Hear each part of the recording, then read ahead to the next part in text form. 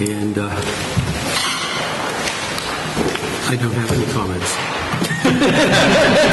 Tell us about your trip. This might be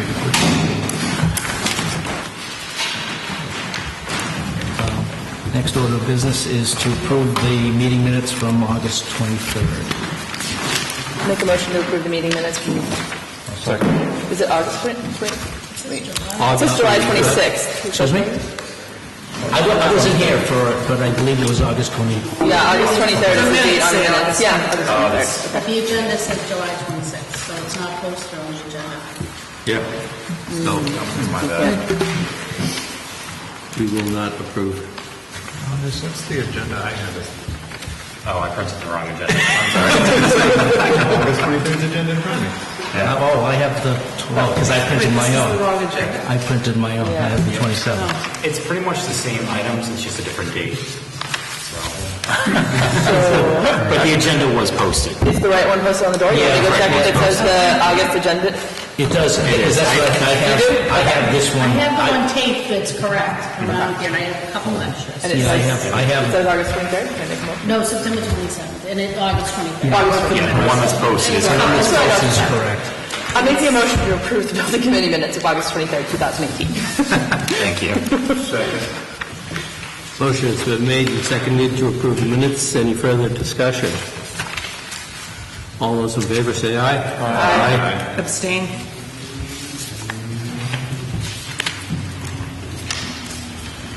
Next order of business is a project update.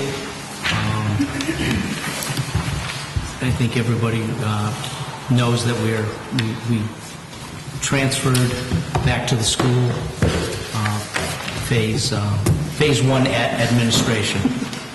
That happened, I think it was the 28th, 29th of August, and the other parts of phase one, the AP room and kitchen, those still remain in construction. The latest update from W.T. Rich is it will complete in December 20th. They have struggled a little bit with the glue lamp remediation work, the repair. There were some conditions that once they cut out the lower portion of the glue lamps that showed the areas of termite infestation as well as the rot from sitting in the soils at the base. There were some logistic issues with getting the steel that were as part of the assembly installed. That's all been worked out, but it has pushed the schedule to December. This is something we have talked about at our weekly construction meetings, but I'm bringing it forward now since there's a lapse between the meeting of this committee and our weekly meetings. So that's the update on the AP room. There is work still going on in the space besides the glue lamps. They're working on elements related to the stage and in the kitchen. They've advanced, or they're advancing elements of work like ceiling and lighting as far as they can, up to the point where there's a shared area that the AP room side of the space and the corresponding space in the kitchen are coterminous in terms of activity. So that continues to take place. I'd like to make just two comments Yeah, on my go ahead. observations. Yeah. The base of the glue lamps that have been removed, there is significant termite damage. When you got down and could see the very base, termite and water damage. Now that they're out, one section it was very evident that there was a major structural problem. Second comment I'd like to make is that there is more involved in the steel work with the glue lamp supports. It bridges across the top also. Correct. And that was something I wasn't expecting to see that, but it looks very well engineered. It is, yes, it is very well engineered. The size of the steel and the amount of steel, I don't think the building will go anywhere. No. Is there any cost estimate or impact for the delay There's- or the extent of damage? The cost impact relating to the delay is really what is happening with regards to bringing meals over from Triton to Pine Grove. So we have the van costs. I'm not sure if there's any personnel costs, Chris, that have been associated with that activity. No, the food service manager for Pine Grove School, she's actually been driving the food service van back and forth. You know, she's really stepped up, and their staff, they're working well together there, and everybody's coexisting with the Triton staff and Pine Grove. So we're fortunate that everybody is cooperating and getting the food product out there.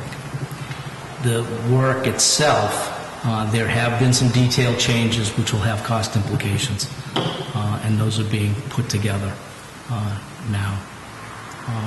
But in terms of other delays, extended general conditions, things of that nature, no, there have been no costs. None of those costs associated with the delay in the room. It's more been the ability to use the space and how meals are provided.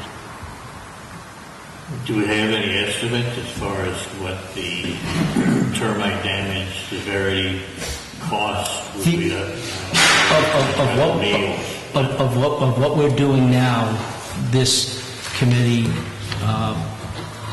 was presented the PCO, and the Board of Selectmen signed off on, because of the dollar value, was $353,000 for the steel component, or the structural component to the repair. There is an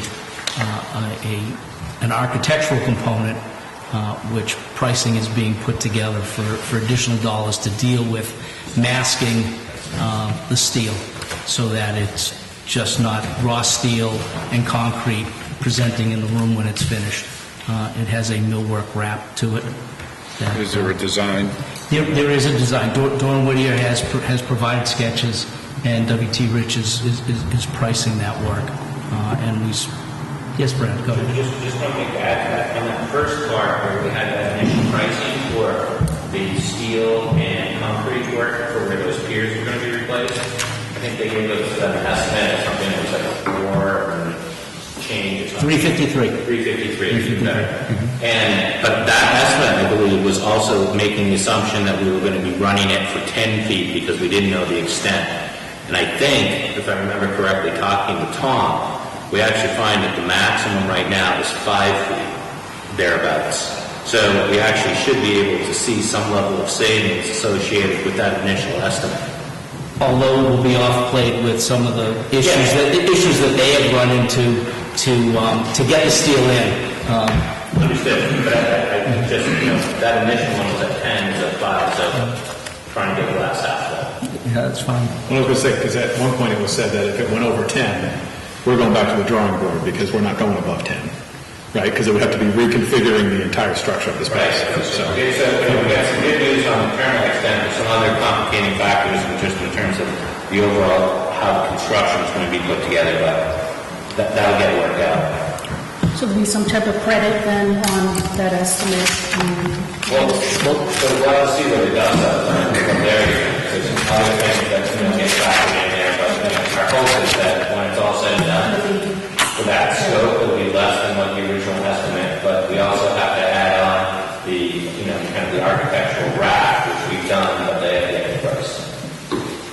Is this change order 1? This is change order 1, correct, which is they've drawn some dollars this month in the current, in Rec 5, which is associated with shoring and steel work. Can I ask 2 questions? Yeah, go ahead. One, Chris mentioned that there was water damage. Is that something that's been remedied, or is that something that could continue to affect the new component moving forward? Excuse me. The old condition, you had wood sitting on a concrete pier resting in dirt. And then there were issues with the roof, which we are... Yes, it was okay in 1954. Yeah, which we are correcting, where over time, the cavity wall between the block and the brick of the exterior of the school kind of acted as a chase. So if there was a roof leak and it got behind the soffit, it would just roll down and into that area. So I think some of those events probably helped some of that condition. There was also a water fountain on one side.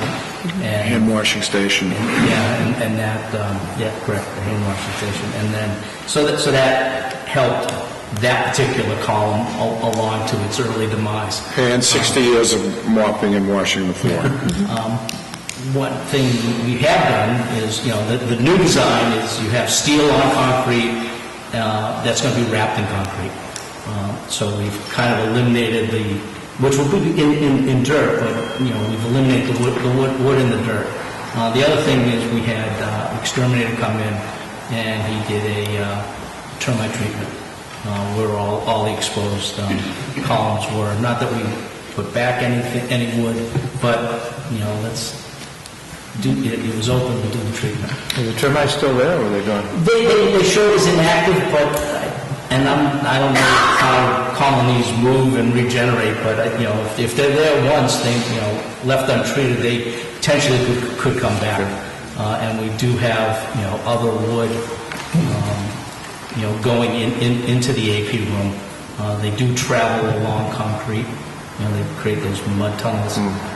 So it was not a lot of money. It was well spent.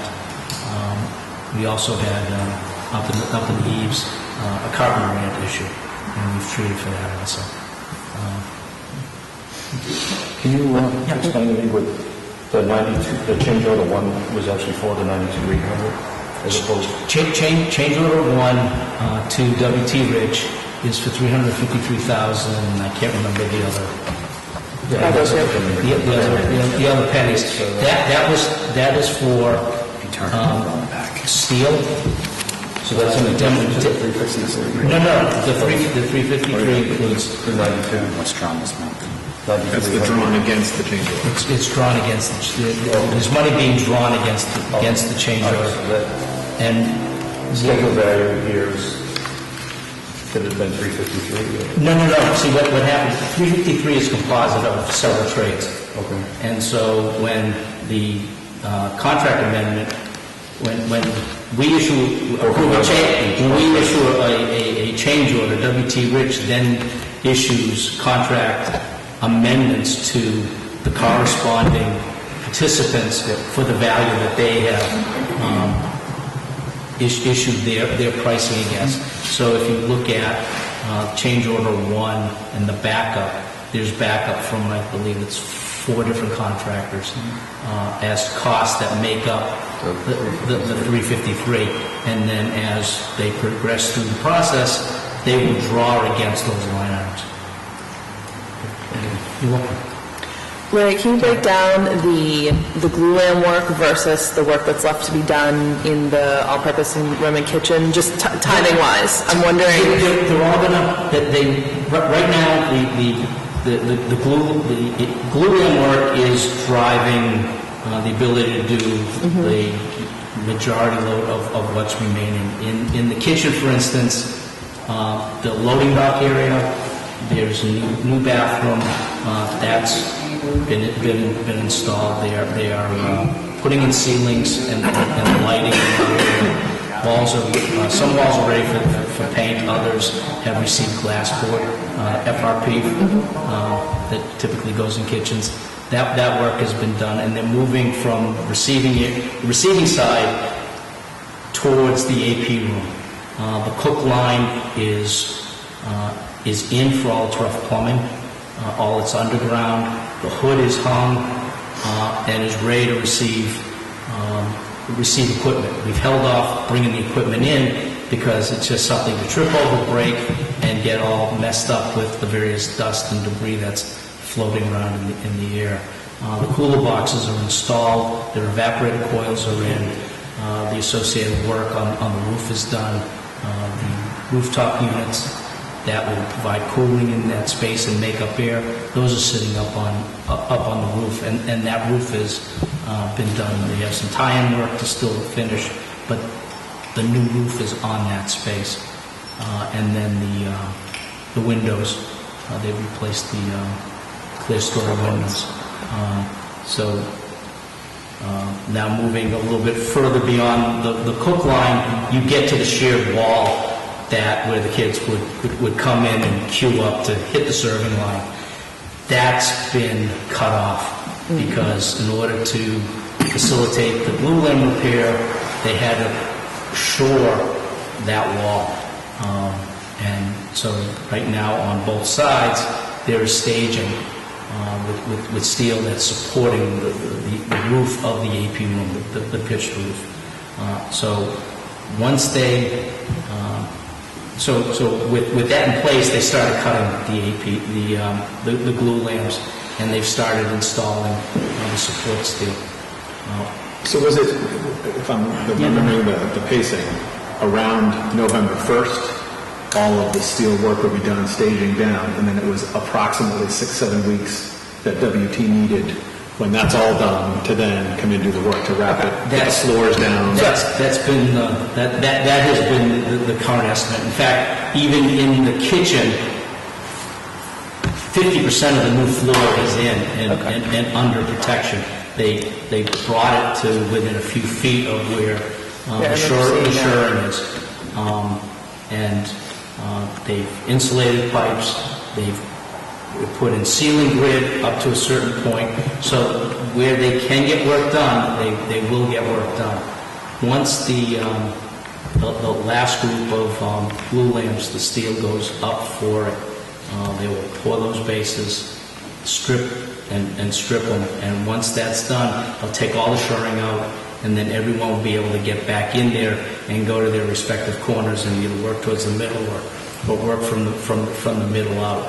There was a lot of early work that was done related to rough electrical, installation of conduits, lighting boxes in preparation for finish, as well as the mechanical systems, the ductwork. But there is some wallboard that needs to be installed, and then all the work at the stage with the new floor. They've been working above. They've created the new proscenium arch. And then the flooring, because everyone's working on lifts, and the flooring will be one of the last things, along with the perimeter millwork. So are we looking at the point to have those, because I'm sensing it's the glue lamp piece, right, that keeps delaying this. So by the end of October, are we going to be fairly certain that we've kind of hit the end of those delays and we shouldn't be pushed off? They've worked out all the bugs. Okay. They now have... As of right now. As of right now, because Walter came back from vacation and he told me that they've worked out the kinks and that they now have the ability to get... Did he build his mom's house? That's also on vacation to build his mom's house. They have the ability to just work through seamlessly. So it's just a matter of getting the work done. There's no more, finding a condition and figuring out a way to make the installation work. Okay. They're beyond that. They're going. So really at this point, we shouldn't see any further push out, and when the kids come back in January... In fact, the goal is to try and pull it. Right now, there's a week of buffer. Okay. Nice. So Larry, so December 20th is full occupancy and that's turned over into the town? Yes. So it's probably like a punch list of things that have to be done and reviewed by you and the There is. And is that factored into this? In Yes. case there's things that, as Narissa is concerned at bringing that up, I mean, there could be a window of 2 weeks to get things done if upon inspection they find things aren't, done according to the plans. Correct. When they do switch over, we're not going to be held liable or responsible for it, because usually the contractor says once, the kids go in there. It's signed over. In terms of in terms of the phase construction, each phase gets issued a temporary certificate of occupancy. And in terms of certain pieces of equipment, it will start the clock rolling on its in-service and warranty periods. So when is substantial So- completion in this timeline of December 20th?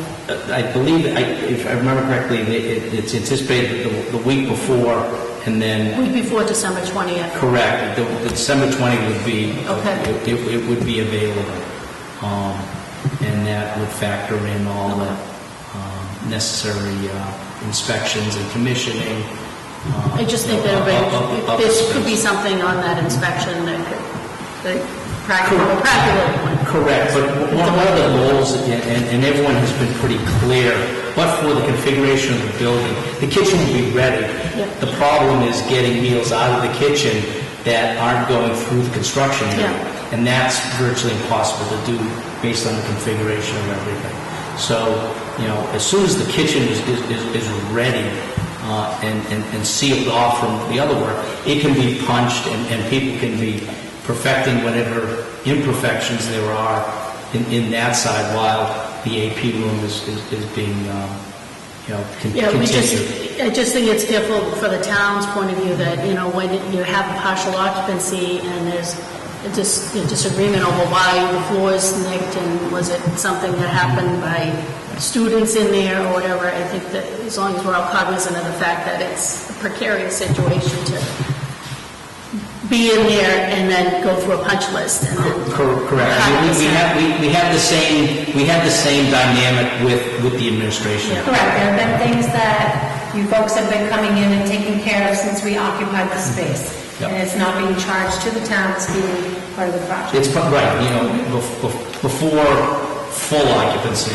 there was a team of people that went through and, created, I forget how many items are on the list, but, there's a list of issues. This will just be a well-traveled area, that's all. It's Correct. And nobody wants to turn it over with a whole series of issues. I've had the past experience when I was in Linfield, when they were doing 4 schools at the same time, and they were doing it through phasing, and they were moving kids as fast as, they could possibly do. It ended up that because Public Works was in charge of the school maintenance, the buildings and whatever, and contractors were arguing as to that's not my job, somebody's moved it, touched it, or whatever. The town ended up asking Public Works to finish up some of the projects, like fixing doorknobs and all the things that, we didn't want to do, but, in order to make sure that the school's completed, somebody had to take charge of it. I don't think we will get into that. We haven't had that dynamic to date, and there's been there was a fair amount of space that was turned over. We talked about it. I agree with Larry on this, and I know your experience, had that experience elsewhere.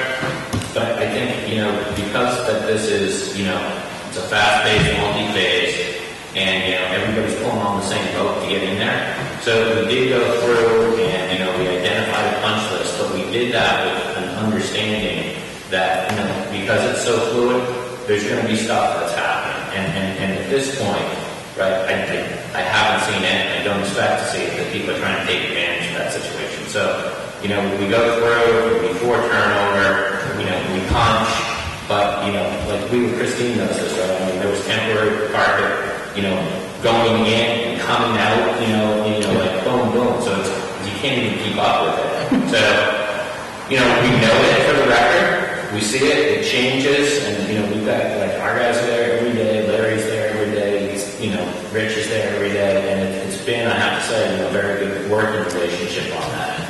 So we're keeping our eye on it, but we haven't, as I said, experienced that thus far.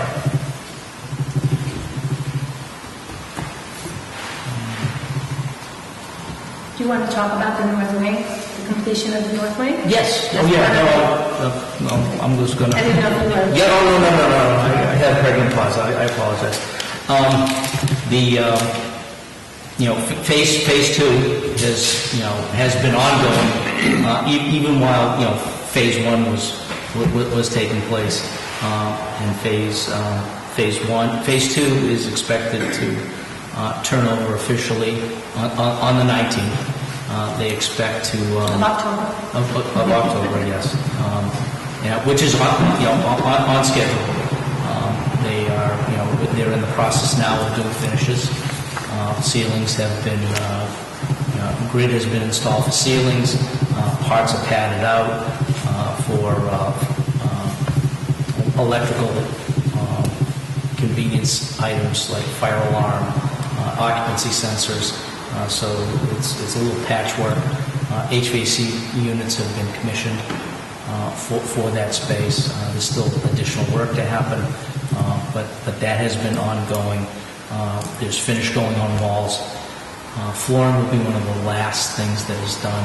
Millwork has arrived. They've hung doors on just about every space, and they're setting millwork in all the classrooms and the offices that make up the phase two space.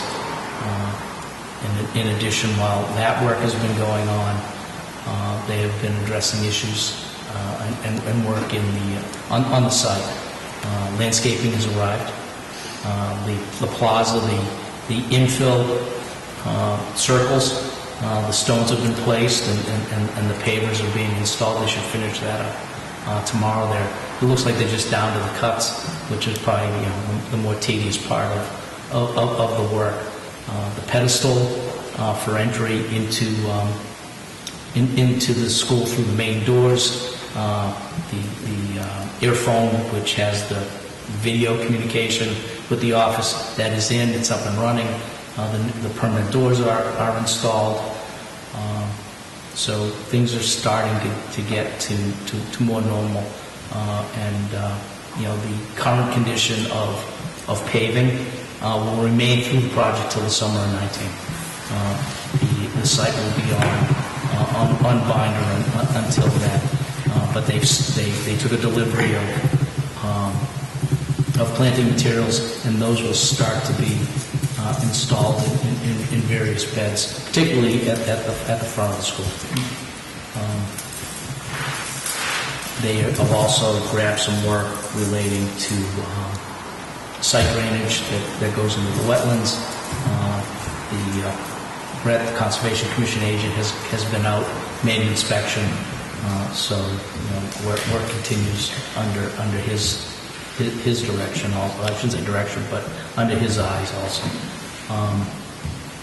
And I think that's the phase three. There's a little bit of a lag between phase two and phase three. Phase three starts on, I think it's 10 days after, 8 days after the 19th, and runs through February. But all those folks in the upper south are being moved out that weekend, correct? Yes, October 20th. Yep. Correct. And as part of that, we'll start to move people out and then move people in as part of the turnover for phase two. The permanent art and music spaces are delivered.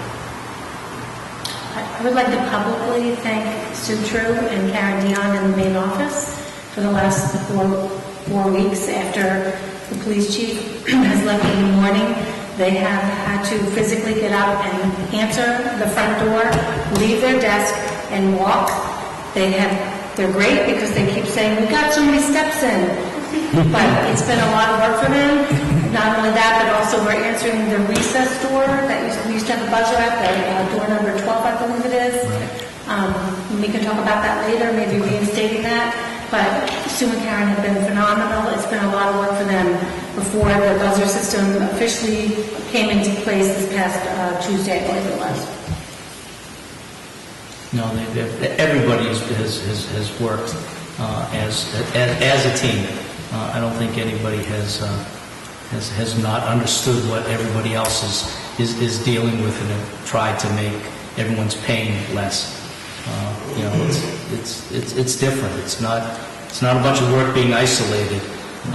We've isolated the work from the students, but it's not a bunch of there's still folks in contact with others that, wouldn't normally be in a school environment. And can I just say, being out walking to gym, bringing my students to and from gym, which is outdoors, there's construction workers working in the plaza, in the streets, the kids absolutely love seeing the work that's happening, but also all the workers have been so courteous of me trailing with 27-year-olds behind me on the sidewalk with the caution tape. They're stopping machinery, waving us on to let us go. It's been really nice knowing how safe it is, how courteous and cautious they are with the staff and students. It's good to hear that because, we move around the site as much as possible to make sure that's all happening, but you don't necessarily always see it.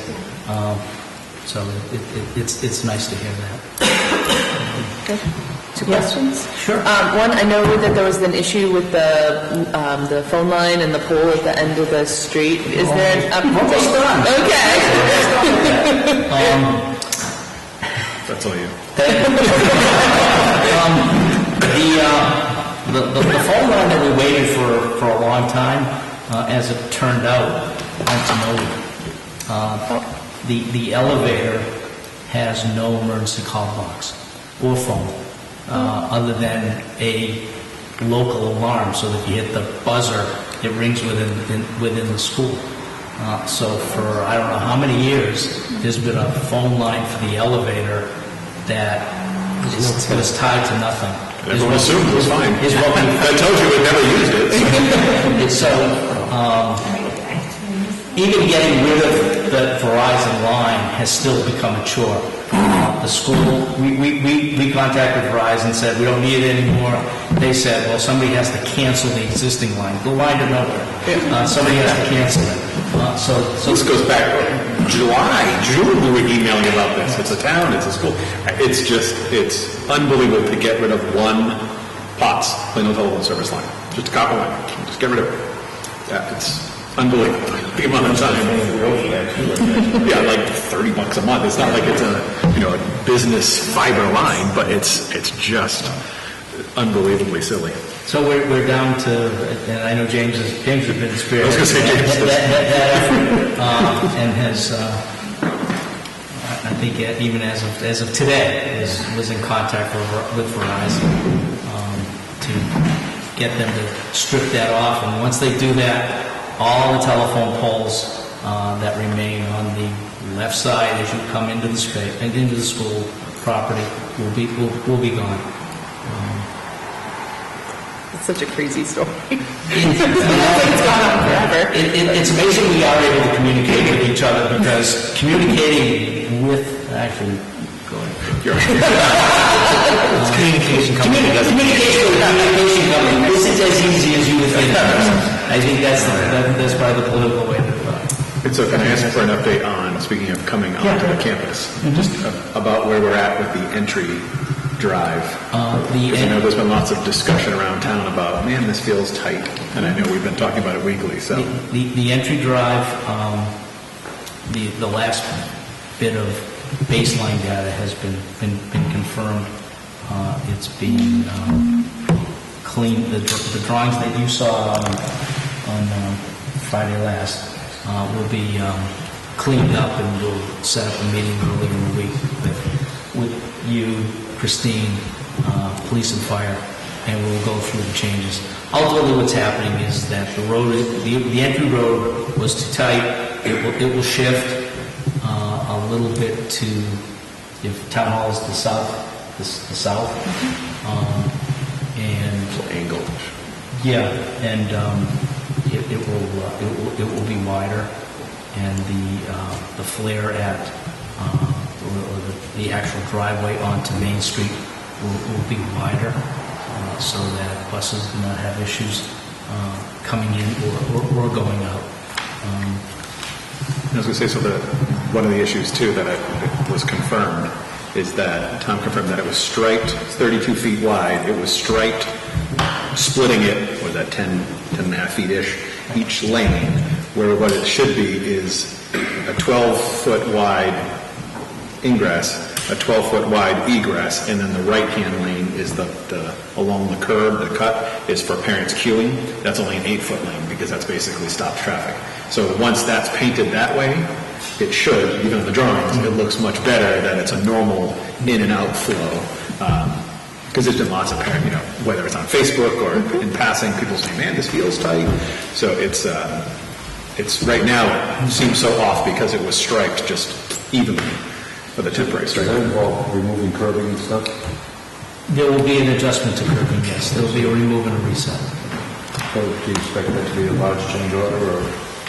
We are going to sit down collectively with all the players, and we will work through what those costs are. Cliff and I were there. Were you there? No, you were. Yeah. Vacation. Yeah. We had that discussion last Friday. There are hiccups. Not all the parties were there, so it wasn't a fair discussion. But yeah, there are some problems with the design. There was also some problems with the installation. And all the parties, like I say, all the parties that are involved, we will hash through and we will work something out. Not to say there isn't going to be some costs, but Yeah, there's going to be costs, right? I mean, I'll tell you, it's going to be bigger than the red box.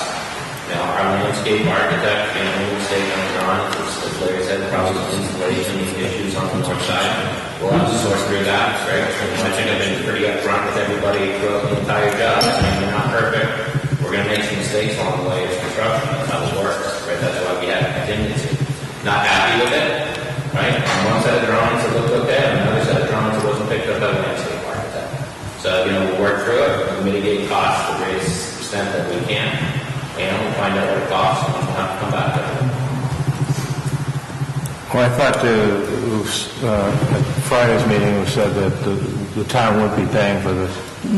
no, I don't think I said that. I said we would work we would. I proposed that. They never confirmed that. We will look to minimize costs, but and I think the other thing I said is there are a few, there's enough mistakes on a couple of levels that would. But not on the town's level. Well, yeah, correct. But I'll reiterate what Brad said. It's not a perfect world, and it's not, and there's no such thing as a perfect drawing. So this is a discussion worthy of that, right? Because it happens on every job, right?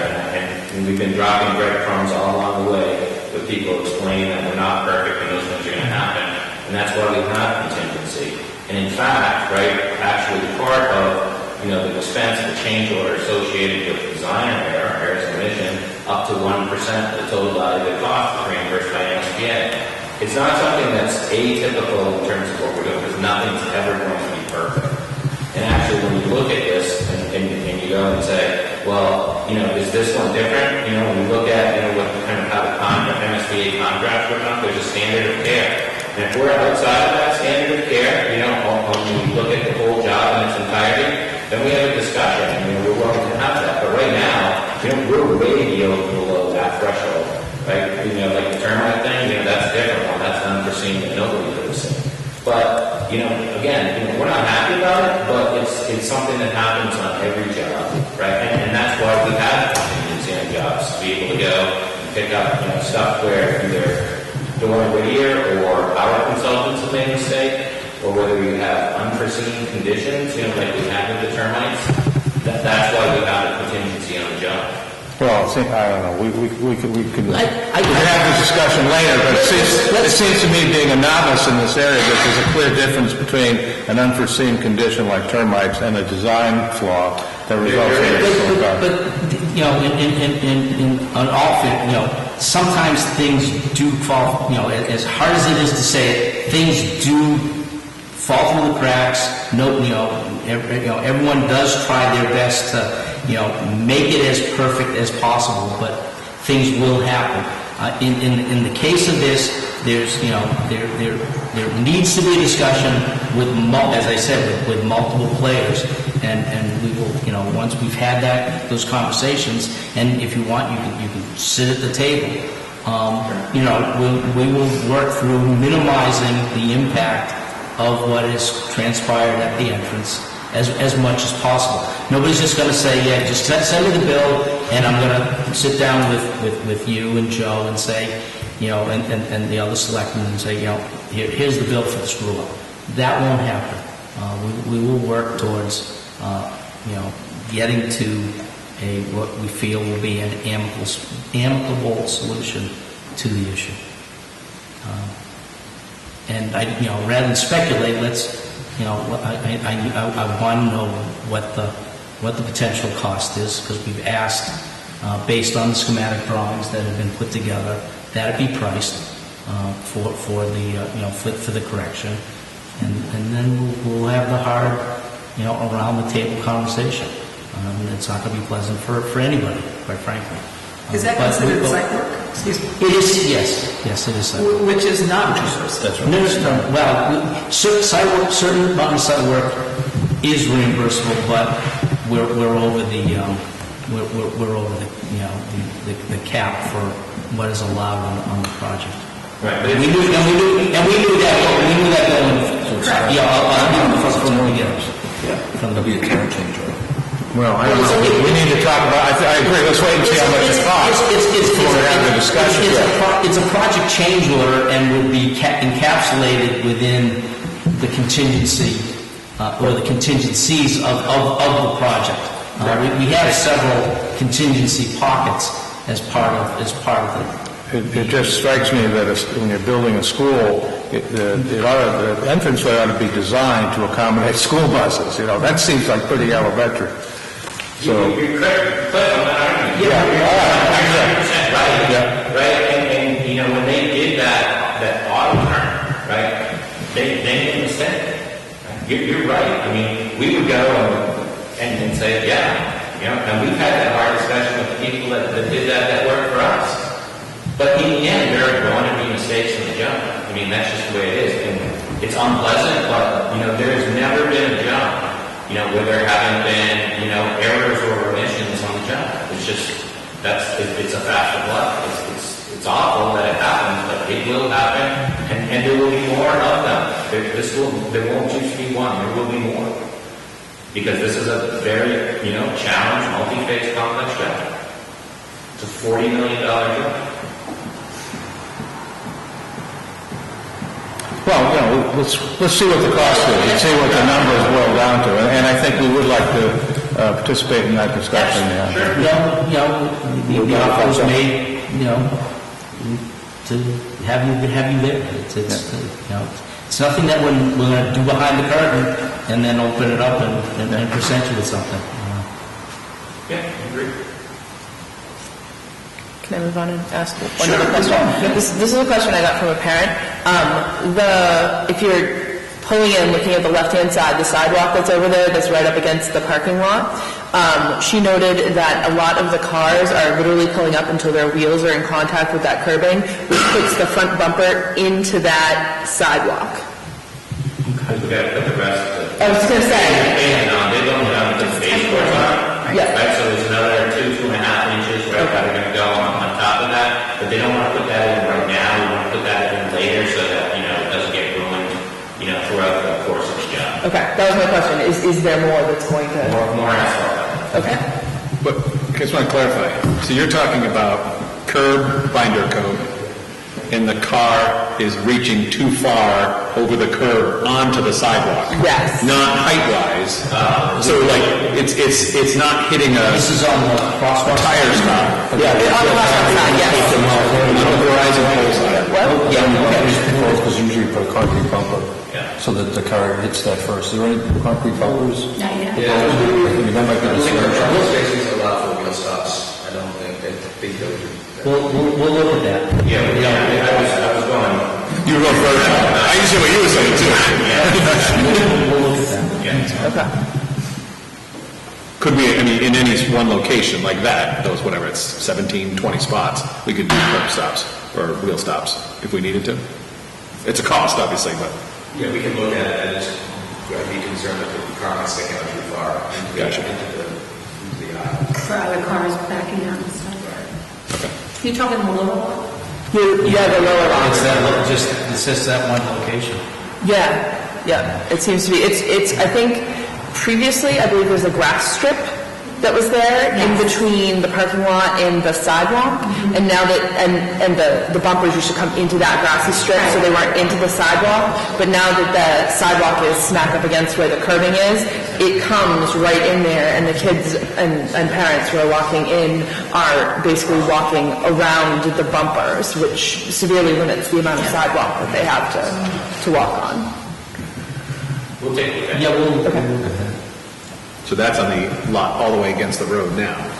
Yes. But would be the same thing in what will be the spaces where parents are currently dropping. Right. Because that turns back into 16 lateral spaces. It was coned off right now. Right, yeah. So I can just give a non-controversial update, I don't think. Similar starts, with this late plans. So originally thought couldn't have an electronic marquee.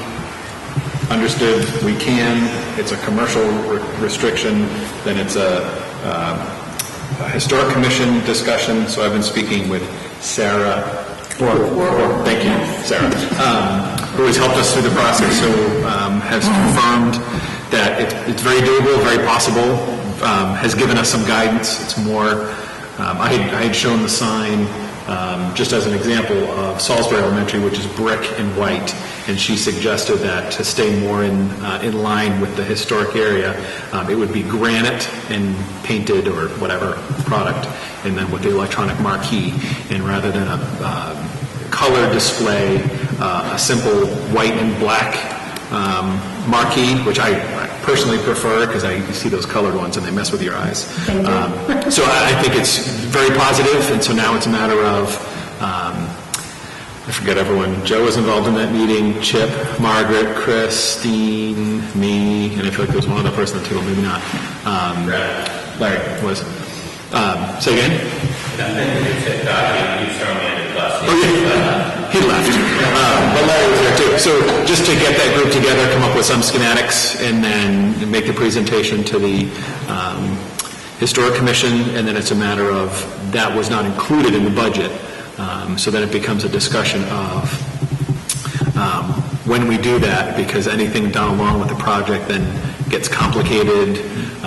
Any gifts from outside organizations that may be willing to do fundraising come off of reimbursements with MSBA, so it might be best to, the conduit's out there, the power's out there, let the job finish, sign, seal, commission it, walk away, and then we do it separately. So so that's in process. All of that, I think that from just an overall, planning perspective is a good idea. Yeah. In that terms of that approach. So all of that infrastructure is in place, and we can go and just work with you guys to go and pull that design together so that it is in keeping with what we want to do, not just in terms of historic district, but that there's some relationship hopefully with the school, and that it accomplishes what you want to have it accomplished from a kind of a messaging perspective. Yeah. So we don't have any problem with that. Great. Yeah, having dealt with the library signage with the Historical Commission, we want to be careful with what the materials used because they were insisting on wood, and we found that the wood sign that was originally used was at fault, and that we had to replace it, and we weren't going to replace it with the same type of wood. Is this an internally lit sign? So a digital marquee. So it's all the LEDs, so you can you can change the messaging from a web-based. So we could any town meeting message, all those kinds of messaging would be a nice opportunity right in the downtown area to do any kind of messaging. But it would have routine messaging for the school, and it can be changed remotely, and then it changes throughout the day. So it could be 10 different announcements that scroll, kind of like the channel on cable. Even if there was a school delay from weather, go right up there, or school or whatever. But the type of signs that cause glare are the ones with white background, black letters on white background. So yes. Are you thinking about that? So I think that actually violates our local bylaw. And even though you're not compliant with it, you're not subject to it. You might want to try to meet the spirit of it. So what is against the bylaw? White lettering? A white, dark lettering on a white background. Yeah, now I'm thinking the exact opposite. That's what. Yeah, so it looks like a black box, and then when it's lit up, it's got white letters. She was That can be very scrolling, that can be, Yeah. and you can read it, which is the most important. Cliff, Sarah was very specific in her email back to you. I mean, it was so detailed. Yeah, she told us exactly what to do, and it would be. She like gave us all the answers pretty much. Yeah, she's phenomenal. She's amazing. Yeah, she really is. She knows her stuff. Yeah. So all that will get run by once we figure out, what it is that we want to do. We can get put together, be presented to not just the town, but I suspect DOT as well, right? So that, everybody knows what's going on, and, everybody says, okay, we're good with that. Yeah. Excellent. That was my update. Can I give a little update with the buses at dismissal? Because we're now in week number 4, where we keep changing everything that we're doing based on parent feedback and teacher feedback and what we're observing. So today we implemented a new change where the buses stage over at St. Mary's. They were coming over after we dismissed walkers, but that was causing a big problem because walkers were kind of interfering with the buses crossing over 1A, getting onto the campus, even though we always have a police officer out there in the crossing guard. So what we did today, and this came from the bus company, and it worked absolutely wonderful today. The buses came over at a little before 10 of, maybe it was like 3:48, staged on the campus, shut off their vehicles, and then we let the walkers go. Then the bus kids left, and it was perfect. It was amazing. I'm like, why didn't we think of this in the first place? So it worked out really well.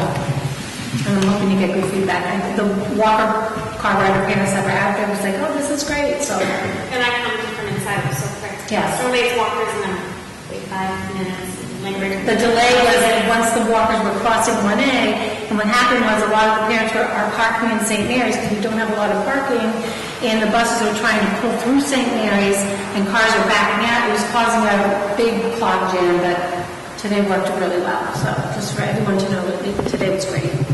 We're going to stick to that plan. Are we going to be able to move to the parent queuing lane for drop-off in the near future?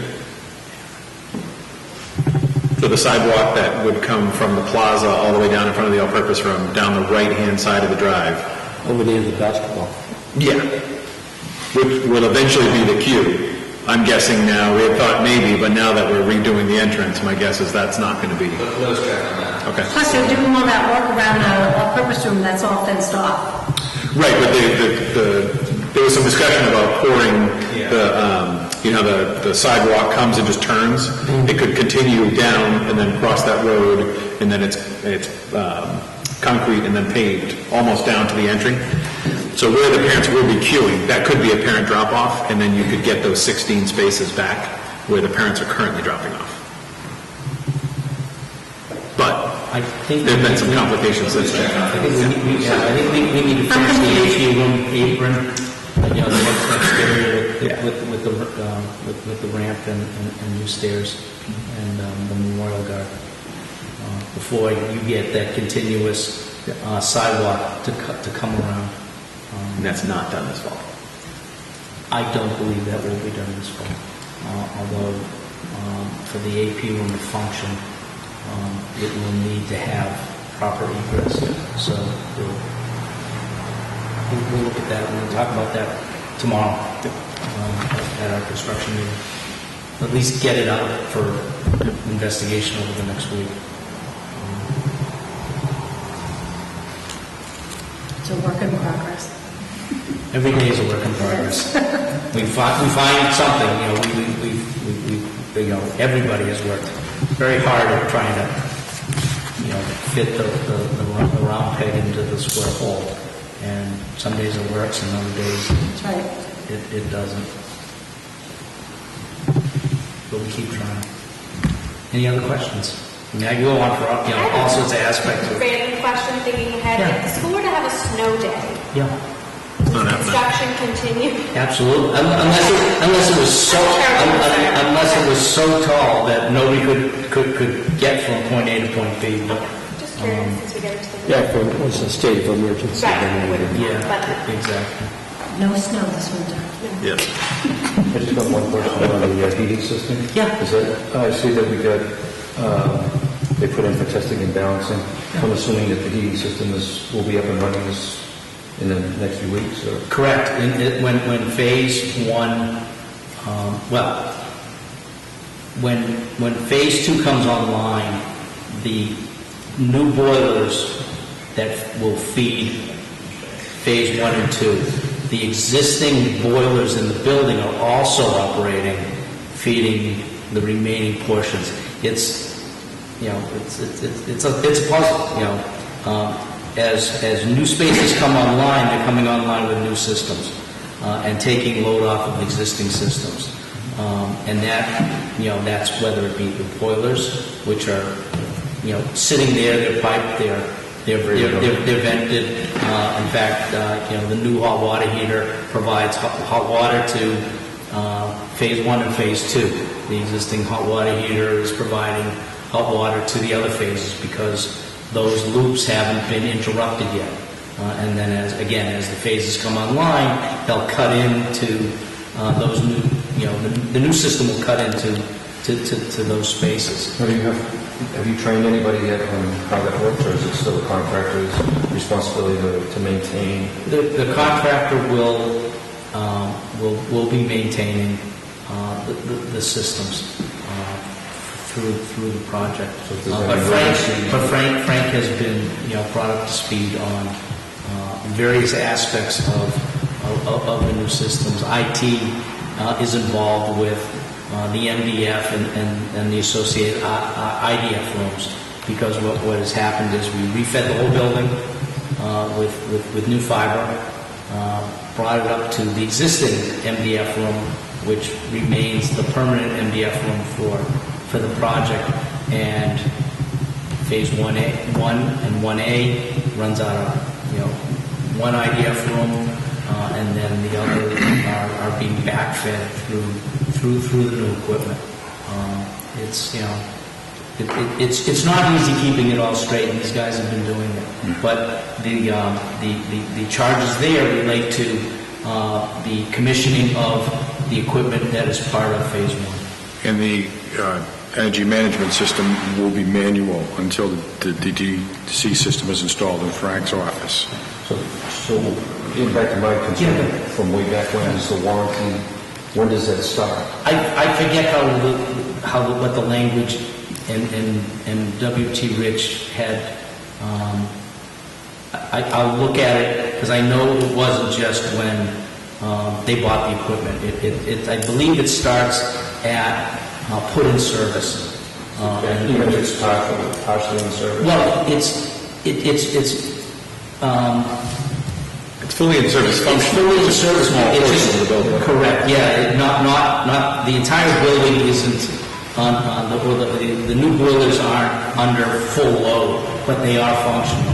The hot water heater isn't under full load, but it is functioning. I mean, that's the heart of the system, and with these new technology, they have the biggest headaches, believe me. So, they're very fidgety, and they need attention. They need, somebody to come down there and figure it out, because it's all electronic. So I just want to make sure that, the town's protected, with the warranty, and somebody's going to be there.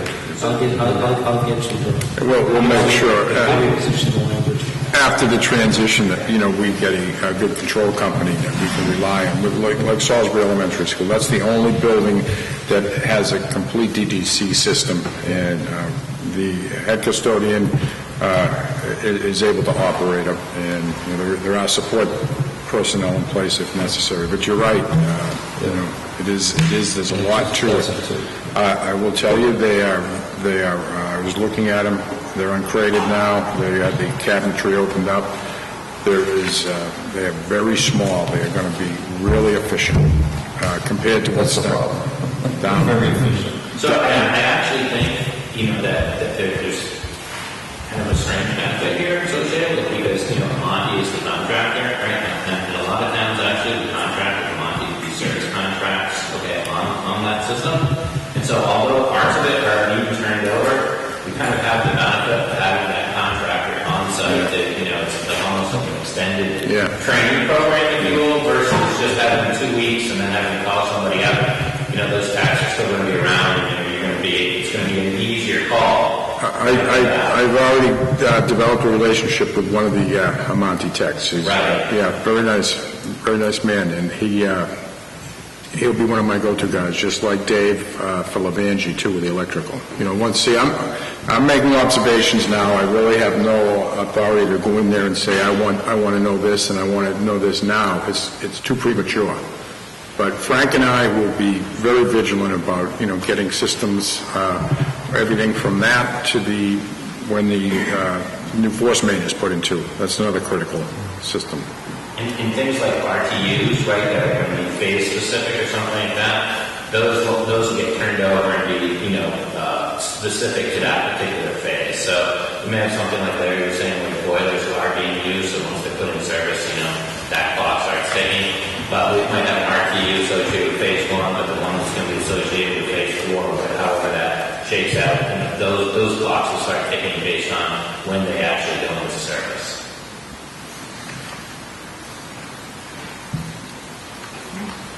And besides the internal oversight that is happening, whether it be from Brad's office or WT Rich's quality control team and MEP consultants, the MSBA has hired on behalf of the project a commissioning agent.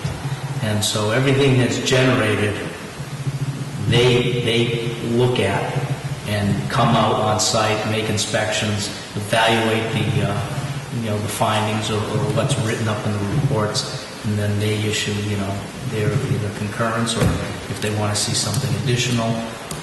So there are a lot of layers to make sure that the systems, when they are turned over, are functioning. And if they, for whatever reason, stop functioning, it's not because nobody took a look at what was happening. And, it's mechanical. Things break. Boards don't function sometimes. So, we have,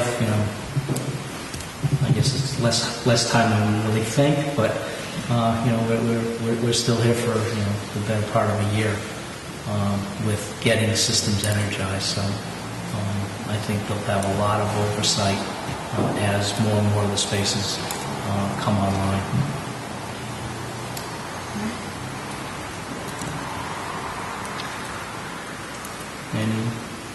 Anything else?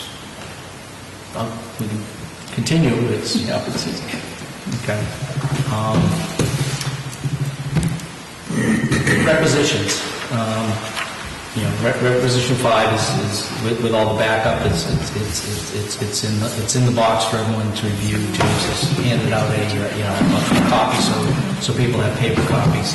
I know from. Did we skip FF&E update? Oh, I'm sorry. Sorry, Chip. I didn't mean to do that. Real quick, FF&E update. So phase 1 is all in, with the exception of stuff in the AV room, which is either on-site and in the gym, or will be delivered, the activity is just scheduled for the 16th of December, right around the time that space will be ready for it. We have, so in phase 2, phase 2 furniture on site as well, so that will be moved at the same time as the features too, all that shit is happening.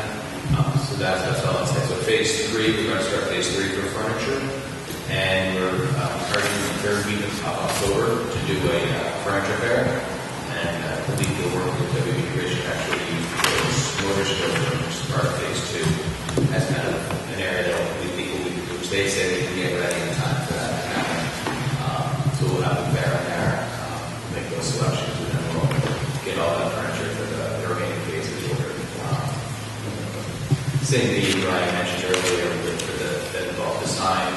We go through the whole list and some preference. We selected some stuff from some photos, and we'll bring all that stuff in as well. Make some more determination. On the equipment side, we have the stuff that the project purchased is all is in order. I believe the custodial, Frank is actually using a temporary machine, and that's Supply Works provided him. And they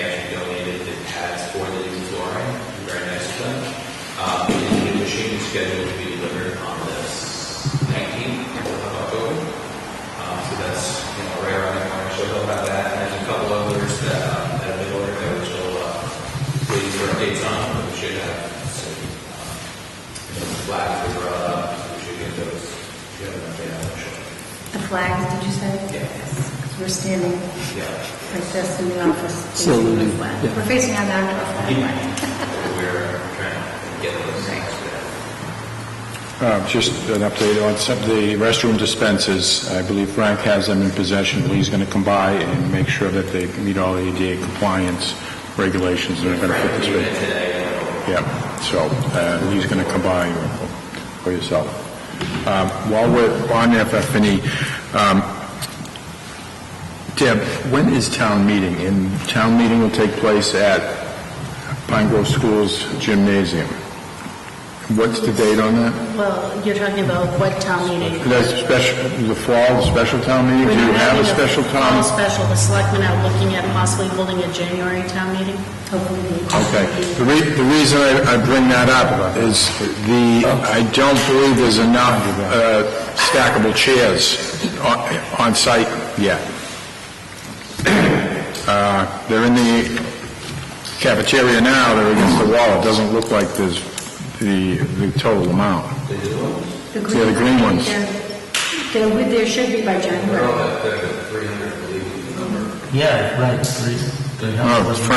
Frank indicated to me he didn't think that was a complete order. We'll check on that. Can you check with Margaret on that? Yeah. Because I thought they were... I'm unaware that there were just any partial orders. I didn't count them, but Frank, and just to be on the safe side, if the town does need to have them, because the old chairs are sitting outside. I don't know how they got there, but they're out by the W.T. Rich trailer. We had to get them out of the gym to make room for lunches and new chairs, and that happened 4 weeks ago. But there's no town meeting until January.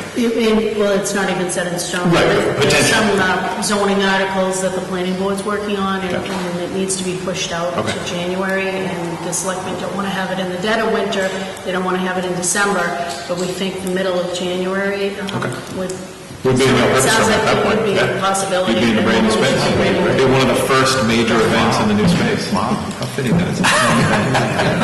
It's a town.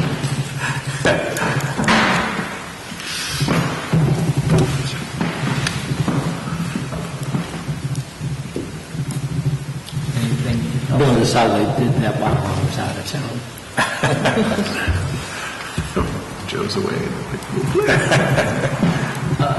The rack, as said earlier, everybody has a copy. I guess from my conversations with everybody from the last meeting that I wasn't at,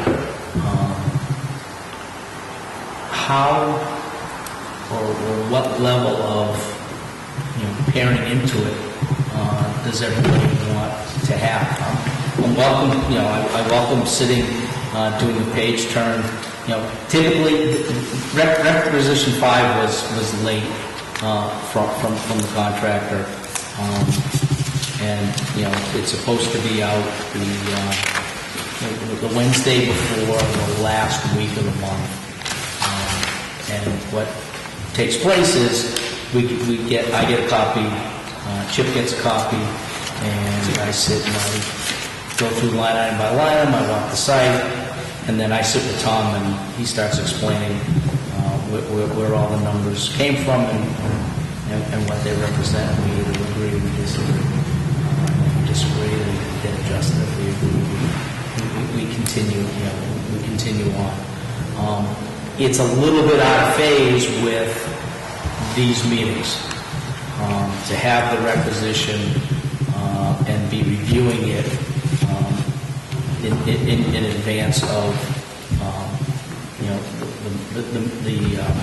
the school building committee meetings, so that we're always kind of one behind. But again, we can. I don't want to have to adjust the requisition because it should reflect through the end of the month. To make it the beginning of the month or the middle of the month, it gets hard to try and reconcile with all the contractors. Rather just leave it at the end of the month, the way it is now. But, as soon as I get them, I can send an email out to whomever that wants to do a sit down and do the page turn.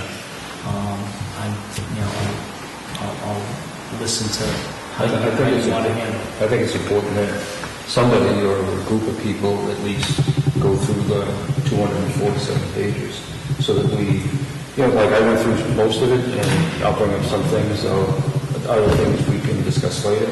It's just questions, but there's errors that I see here that need to be addressed and maybe we should, discuss those. But every requisition should have somebody or a group of people, that want to volunteer to go through the whole thing and then flush out all the questions that, may or may not come up. Okay. I mean, that's fine. Yeah, I'm not going to go through that list, but it's nice to know that there's someone who's qualified to read it who is going to go, has the time to do it. I mean, I think that's really valuable. The way it is evaluated on, each item, there's a schedule of values, and we evaluate it based on, observed work in place, as well as the backup. But if you have found... Yeah, I'll just bring up a couple things that I think, maybe there's some answers to it. I mean, just looking, I had some questions on some of the change orders and things of that nature. I can leave that for a later time, but going through some of the invoices, I see that we're paying taxes on a lot of things, and I hope that we haven't been doing that all along, because I could add into thousands of dollars. And matter of fact, one of the invoices was the Raleigh Police Department for $98 charges taxes. New England Finishing Systems, for example, had taxes on their invoice. And Star Sales, there was 200 there, 159 here. And I didn't print out all of them, but when you add up just what in this requisition alone, it may be close to maybe 500 or more, maybe 1,000. But we need to go back and look at all these contracts, make sure that is taken out, because that's a significant number, I think. Well, everyone has their copies of the ST. And then the other thing is, they should have that form. Yep. The other thing, one in particular, New England Finishing Systems, I looked at that as a change order, and I think it was for $6,500, but they had listed a breakdown, the labor cost. And on one sheet, they actually had two invoices, and for carpenter foreman, on one of the invoices, they had a rate of $137.86, which to me I thought was high, but I don't know what the unit rates are. But on the second invoice... And carpentry for this project is union, since W.T. Rich is a union signatory? Yeah, I used to teach school for the unions, and I'm glad they're getting their money, because that's a lot of money. But my concern is that on the second invoice, for that same position, went to $102.70. So that's $35 difference an hour. Same thing for taper journeyman. It was $127.49, and then on this invoice, and on this one it was $98.55. And laborman journeyman was $108.83, and on this invoice was $84.18 for the same position. So, that needs to be corrected, because one was right, one was wrong, I guess. Hopefully the upper one is wrong. But, all these numbers, even though you might say it's 100, 500, but 500 here, 1,000 there, it all adds up. That might pay for the extra work we have to do up front, what I'm saying? So that was my biggest thing that I had concerns about. Just looking at retros. Could that be shift differential? Well, it doesn't say shift differential, but we are working... I did see one actually on that same invoice for a truck driver. Premium time was $262, and then a regular time was $175. So they did show shift differentials, but they did not show shift differentials for carpenters. But again, that could be because they're working in 260. 275. 260, 250 for a truck driver. Well, it's also but the cheapest is 175 for regular overtime. Regular time out 175. So somebody should maybe look at these rates and make sure that they're according negotiate contract, whether it's a union contract, because I think there could be some. That's my only other comments. I had a bunch of questions. Okay. Well, not.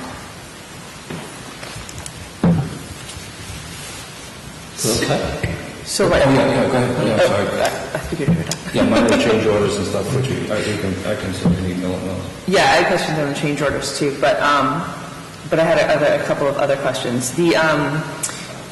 I could only find, when I was looking through it, I noticed there was temporary shoring, like trench shoring, it looks like, that's in here, but there's only one line item that I could see in all the phases, and it's almost entirely used up. There's only $6,800 left. Yes, there is. But don't we have the entire back of the school left to do, or does that not require? There is additional shoring, and if, we had, shoring was an allowance, it was one of the allowances in the GMP. If we use that allowance up, or W.T. Rich uses that allowance up, and there's still additional shoring, then it will end up coming from their contingency to the budget. There's, they are carrying a GMP contingency to deal with buy issues, whether it's something that was needed but didn't get bought and ultimately came to light, or something was underestimated, but we still need the service.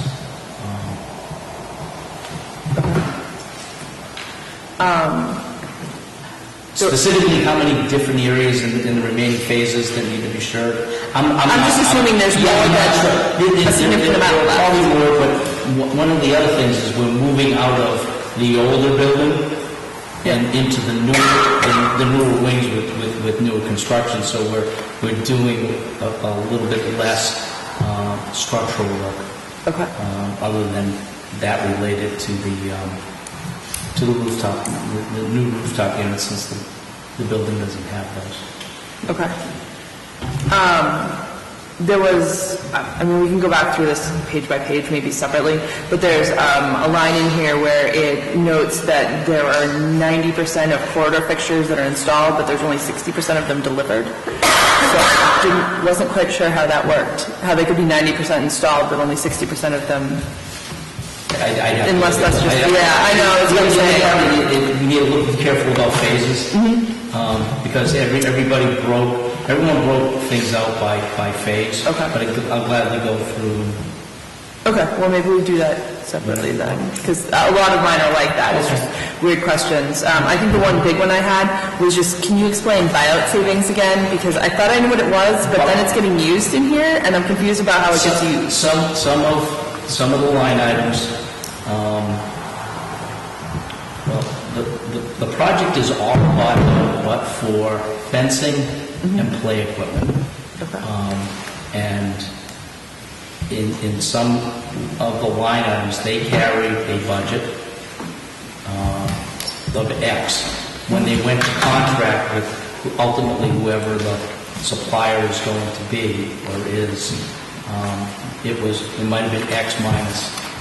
And so those additional dollars, they're captured in the budget, but they're available to be used for other purposes. Okay, so when I see them getting used in here, because I expected to see them. Yep. I did not expect to see them getting used. Were they getting used, or are they getting used for something other than what's listed in the... No, I think one of the buyout savings was related to the to landscaping, and I think we've applied the bollards, the exterior lighted bollards, which were not bought at the time of contract, or as related to the drawings, and that was paid for in this particular requisition. Okay, all right. That's why I was confused, I guess, because I expected to see them, just not a draw against them. In the case of that particular line item, there was the balls were in, there was a savings, and we had that, and there was a purchase, and so we put it towards that savings. Put it towards that, okay. So that at the end of the day, Rich's contract of 30,190,000 whatever is the same, and the 38,992 stays the same. Okay. There's no over. Okay. To that. And that will be occurring as we get, deeper into the other phases. We had, the project, I forget how many, was it 14 allowances that, things like shoring and temporary patching and floor protection, things like that, that, we have been, or WT Rich has been expending those dollars, and we are drawing against those line items. So that while they present as a change order to a subcontractor, they're not, they're against a line item, so they're not a change order like the AP room glue rooms to the project. That we're taking out of contingency. Right. Okay. All right. So I guess we can go through the rest of. Actually, one more if I could. Just because I think it's relevant maybe to the bigger crowd. I noticed that a lot of some of the safety equipment, it looks like are purchased rather than rental. It looks like just dollar value wise, like traffic cones and stuff like that. Yes. When those are done with the project, what happens to those? We can grab them and leave them for you. Okay. I'm just wondering if like the highway department or, Some of them are going to get chewed up and destroyed by, some will grow legs and walk. What is left at the end, we can leave and can be used, because I know, back in the day, there were all sorts of traffic cones to direct people here, there, and everywhere. You should see the assortment we have at Triton. And some of them, I don't know how they got there, but... In some cases, they will become truly disposable items. Unfortunate as that might sound, but they will, people will get them, they'll heave them, and, some guy clean up the site, they'll scoop them with a front-end loader, but we will try to minimize that as much as possible. Yeah, I was just curious because they seem something that's going to outlast the project in a lot of cases. And right now, they're all, There you go, save me a drop-off space. they are keeping everybody in line as it relates to drop-off and pickup. We're already using the stack chairs. All right, I'll take the rest of it offline. Okay. So, the small issue I got with the taxes and stuff like that, how does that affect this requisition? Because I'll go through that with WT Rich, and what'll end up happening is in the next rec, everybody will get, they'll get credited back. So it'll get dealt with that way. Can we see what it is? Sure. Yep, can do that. Do we have MSBA paper? I believe we do. We're going to vote this requisition? This record has been submitted, I believe everybody has signed. Signed it. It's not. It's not paid, but here's where the issue is. So this rec for this month, the bills are almost $4 million. So we have to have these into MSBA by the end of the month. Submitted, signed, paid for, so we can get a reimbursement. So we're talking almost $2 million here.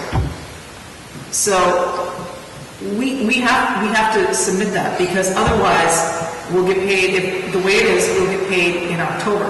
Otherwise, we can only submit once a month. We won't get paid for August's work until the middle of November. So who's reviewing these bills? I mean, you see you got a requisition and it's almost $4 million, 3.9, whatever, and it gets paid. Now we find that there might be some issues or whatever. Well, what is this committee supposed to do? I mean, should we be looking at these things? I mean, we asked for an extra week, which was good, but, we'd like to resolve this before it gets paid. Can we have a working group that would, well, that's what I was saying. meet together, so you wouldn't have to have a full committee meeting, because... that would make it more, But I mean, my core competency in this group is getting the money, and getting the money back. But if it's not right, is what I'm saying, then Exactly. it's somebody's responsibility, not that Well, it's this route. it seems like you need to get involved in this process earlier. Right. In the. We can't have it, we have to have it submitted to The process with the contractor is, he's pretty limited right now. But I thought we were saying earlier, if someone sits with Larry, if you decide to sit with Larry, I mean, those are my misses, okay? Those are my misses. I will deal with WT Rich, and it'll be credited back in the subsequent rec. They can charge it, and they can also take it back. If there's an issue. So I'm not overly concerned about that. I understand your concern about getting it right the first time and then just being able to move on. Well, I think somebody on the town side should have hours, and, I'd be willing to, I'm not the perfect person to figure all this out. I mean, there's a lot of paperwork and a lot of stuff that even I don't understand, but, I'm pretty good with numbers, and just, I think... well, if you're asking the question sitting with Larry and Tom, then we're addressing the issue at that point. Get you involved earlier in the process. that's fine. I mean, And before it's been set up for payment. I mean, you look at it a lot, too. I do. Yeah. I know exactly, I'm one on the top, right? Yeah, no, I mean, if it works in my schedule, I'm happy to come and sit too. Yeah, I just think we just, and I'll notify, as I said, whoever, as soon as I get it, and we can, do it immediately. But do you have there needs to be a little bit of flexibility in schedule to get it accomplished, that's all. But do you have requisition 6? No, I do not have. But I mean, is it in process? It is in process, yes. 6 is in process. So when does the draft of 6, when do you start going back and forth with WT Rich on it? I hope I get 6. 6 is September. Yes, it's Right. September. Closing It's September. Closing this week. Closing, right. Yeah, it is. I would hope to have it by Saturday, and then we would tear into it Monday. Right, but I mean, if Dennis if that can get posted in its draft form and people can look at it, and then, shoot you an email that says, hey, did you notice there's sales tax on this invoice? Or, can you explain these different wage? I think for efficiency, we should be in a room turning the page. Versus just a series of emails, because it's going to get very cumbersome that way. At least everybody hears the explanation, they understand what's happening, and we finalize them. So somebody said, can you do a working group for that? Yeah, I think I think we need to just, I won't say limit, but it needs to be a small group, so that it's not, we don't need... Dennis and Earth? We just did a working group. Here we go. Done. Motion? Seconded? Carried.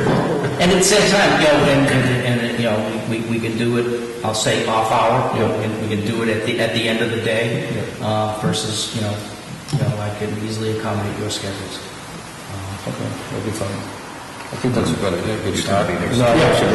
He said you had it, so that's, I like that process. Okay. So again, do we need to make a motion on this? Well, I guess, and correct me if I'm wrong, Derek, I thought that once the requisition went through the review and was submitted, that...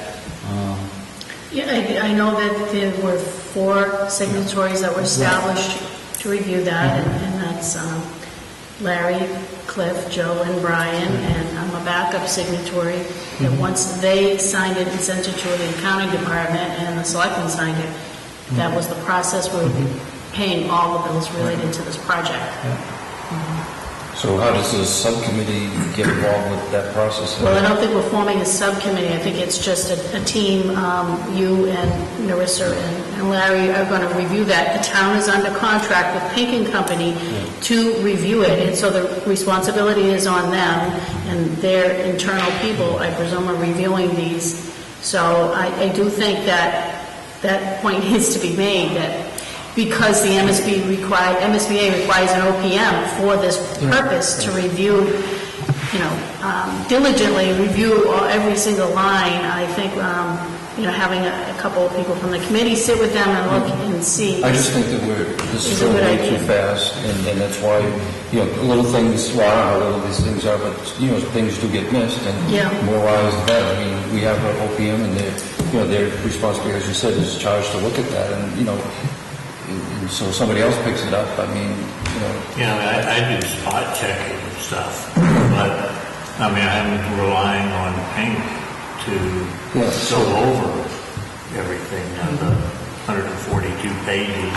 If the town has to do that, that's fine, to save me time, but, I still think, I'm willing to meet with you and Larry. All right, let's try that and see if that works. I just want to be able to get it done before it gets signed, if I have any concerns. That's one of my questions that I had when I was talking with Debbie on signing off on 4, is like, who looked at this type of a thing? Otherwise, we have to sit down and, I'm not going to say do Pink's work, but look at it with another set of eyes. I know, like any other document, you read it 40 times, and you become oblivious to a lot of stuff. So, I'm willing to sit with you and Larry, and we can go over it. Well, and you're doing it the pencil rec phase. So by the time it then becomes the official rec submitted. Well, by the time this committee has a meeting, you will have done that review. And you can report at the meeting, whether it looked good to you. Exactly. But that doesn't accomplish what you're saying, Karen. Right, so... Well, I think we're still goal is we need to complete the process before the end of the month. Otherwise, we skip. Right, and not only by the end of the month, but, it has to go through our accounting process, the Board of Selectmen. We got some of these invoices on Tuesday, and today's Thursday, and, I'm, flagging down selectmen, hey, we need you to sign, Brian, we need you to sign, Debbie, we need to prepare these bills. It has to work within the structure, especially when we're talking big amounts of money. The town shouldn't have to wait an additional month to get its $2 million reimbursed. It's a cash flow issue with what she's got for financing and borrowing, so we are trying to keep on that cycle, and we've done projections and getting those cash flow statements on this project. So that's one piece of it. So the sooner the team can look at the pencil rec and go through and flag anything and work it out so it can be adjusted with W.T. Rich earlier on. And so when it comes to the committee, it's already been reviewed by Narissa. Well, I'm hoping that Pink will take a little bit harder look at this, and, we don't want to be running around with sunglasses on and just take it for granted. Well, and we have to question whether the MSBA is going to question why there's taxes on some of these. They're going to pick that up. That's not a reimbursable expense. We've given out the tax. Four recs already put so I think it has to be a look back by Pink and Company to see if any of the prior invoices there were any taxes on there, because that's, government contracting. We give out the number. So, you have that, and why that hasn't made its way to maybe some of the vendors, and W.T. Rich is, letting them come in through their process. Right. So as far as timing, it's the same as far as when the committee sees this. But the 4 of us will have signed off, knowing that, Larry Nurser and Dennis have sat with the pencil rec and developed the pencil rec that became the rec that we ultimately signed. So same timing, allowing you to get the reimbursement sooner, but it just doesn't require the committee vote before all that's done. The 4 signees will know that it's been reviewed. So with some of us, so that giving us the You feel comfortable with that, Rich? Okay. Yeah.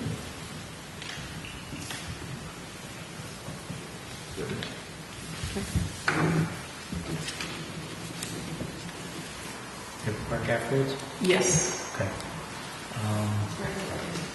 Future dates? We have one thing. I think we set one. What's the next meeting? October 25th. 6:30 p.m. Right here.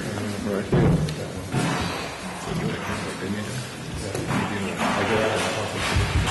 Oh, was tonight? Okay. Thursday, we need to come and switch until 4. Do we know if November, one of those fires November, just 1 month more? Sure. What's the Thanksgiving Day at that point? Thursday, Thanksgiving, so it would be the 29th, is it? Or Thursday the 29th, a little later. Yeah, so it'd either be the 15th of November, or 29th? which originally we were talking about, it was the complication with the wreck. But it sounds like we've got that. We've got a separate process for that. So we could do the 15th. No, we have a DCC that. The 29th? The 29th? The 15th, sorry, we were looking at the side. 15th, yes. So it would have to be the 29th. Yeah. November 29th, right? 29th of November. 29th? But we're submitting paperwork to MSBA on the 30th, right? On or before the 30th. On or before the 30th of November. But that'll be fine, because it'll all be happen before then, because the committee doesn't need to vote on it. Because of the sub-process we we're just talking about. Right. So the four of us are still signing Right. now with Dennis, Larry, and Nurse Okay. involved. So that kind of relaxes the schedule for this. So there's nothing between tonight, whatever tonight is? No, the October date. Between the October date and the 29th, as far as timing for anything project-wise? Phasing and approvals, and right, we're kind of past that, right? The 24th or the 29th. So, okay. Is there an October meeting? 25th. Here? Questions, no doubt. It's going to start getting cold here. We can go to the library. We do have room in the library. I wasn't sure when we met in October, August, how that was going to play out with the library being split. Yeah. But we do have room if we want to go back to the library. It's up to you guys. It's much smaller. Is there? But we have our staff meetings in there. We could use this library, but it might be okay. We have space heaters for. I was just going to say, the motor room is a pretty big space. The new one, Yeah, is that full of, I mean, I'm seeing it I as think we're furnishing that. it's going to be all furnished It's and, all like Sheila's OT stuff. Okay. She's moving in there temporarily. okay. Can we have adult chairs here? That's the only thing I really want, adult chairs. How many are there? There's what, 18 of us? 50. 15. Just drag one from Brian, mine conference room, 12 chairs, we can pull some more in.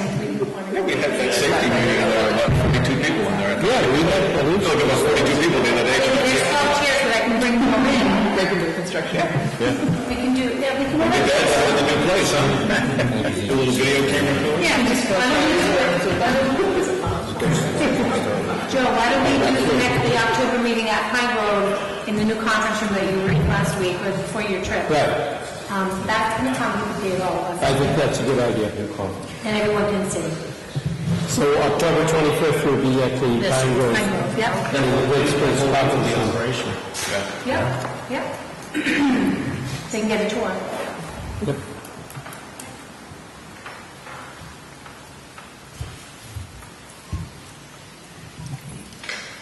Make a motion to adjourn? We can settle with November other. 29th. 29th? Sorry. 29th. Anything on the other thing? Just want to say we had a parent information night last night. It was packed. What did you think? I mean, I was packed. There were so many people that came. I think there were people that came to the building that didn't have kids at Pine Grove, but they just wanted to see the new stuff. We gave so many tours. It was really good. So it was a very successful night. Anybody else? Chris? No? Nothing else? No, we have our weekly construction meeting tomorrow, and Right. I usually have input. 1 o'clock. Oh, 1 o'clock. He's very good. Yeah. From here on in. Yes. Oh, yes, I was there for the, okay. That helps. Kristen and trying to keep my hands up. Make a motion to adjourn. Motion has been made to adjourn. All those in favor?